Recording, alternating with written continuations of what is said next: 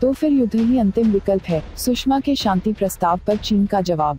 भारत की विदेश मंत्री सुषमा स्वराज द्वारा चीन के सामने रखे गए शांति के प्रस्ताव को ठुकरा दिया है।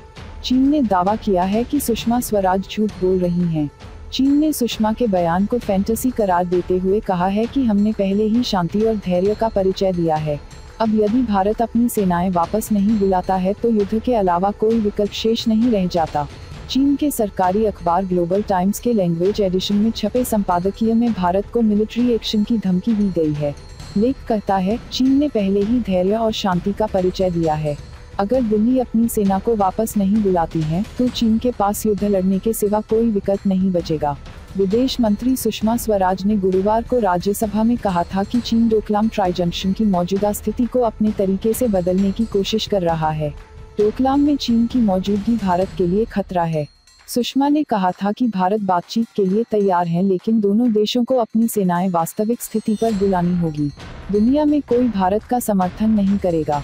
चीन के सरकारी अखबार ग्लोबल टाइम्स ने विदेश मंत्री के इस बयान पर पलटवार करते हुए लिखा है, भारत की विदेश मंत्री सांसदों से झूठ बोल रही हैं। भारत ने पहले चीन की जमीन पर अतिक्रमण किया। तथ्य ये है कि नई दिल्ली के एडवेंचर से अंतर्राष्ट्रीय समुदाय चकित है और कोई उनका समर्थन नहीं करेगा। दिल्ली ने अपने स्टैंड में बदलाव किया है। लेख के मुताबिक भारत मिलिट्री के मामले चीन से काफी पीछे हैं और एक बार लड़ाई शुरू हुई तो भारत को हारना ही है। संपादकीय में कहा गया है कि सुषमा का कमेंट भारत के स्टैंड में बदलाव को दर्शाता है। हमने यह नोटिस किया है कि भारतीयों के बयान का स्वरूप थोड़ा बदल गया है। अब वे लोग डोकलाम को ट्राई जंक्शन बता रहे हैं। साथ ही दोनों देशों की सेनाओं को एक साथ वापस बुलाने की बात कर रहे हैं। यह दर्शाता है कि नई दिल्ली ने अपने स्टैंड में बदलाव किया है। डोकलाम हमारा है, भारत को वापस जाना होगा। सेना को वापस बुलाने की बात को खारिज करते हुए अखबार ने डोकलाम एरिया को भारत की फैंटेसी बताया है। लेख के मुताबिक चीन कभी भी भारत के साथ सैनिकों को वापस बुलाने की मांग पर सहमत नहीं होगा। डोकलाम चीन का हिस्सा है और भारत तुरंत अपनी सेना वापस बुलाए। चीन की जनता भारत के खिलाफ है। अखबार का दावा है कि चीन में भारत के खिलाफ कठोर कार्रवाई को लेकर जनता समर्थन में है। चीन की जमीन का 1 इंच भी गंवाया नहीं जाएगा और यही चीन के लोगों की इच्छा है। चीन की सरकार कभी भी इस बात की इजाजत नहीं देगी कि जनता की भावनाओं का उल्लंघन हो। पीपुल लिबरेशन आर्मी अपने लोगों को निराश नहीं करती है। 1962 की गलती मत दोहराओ।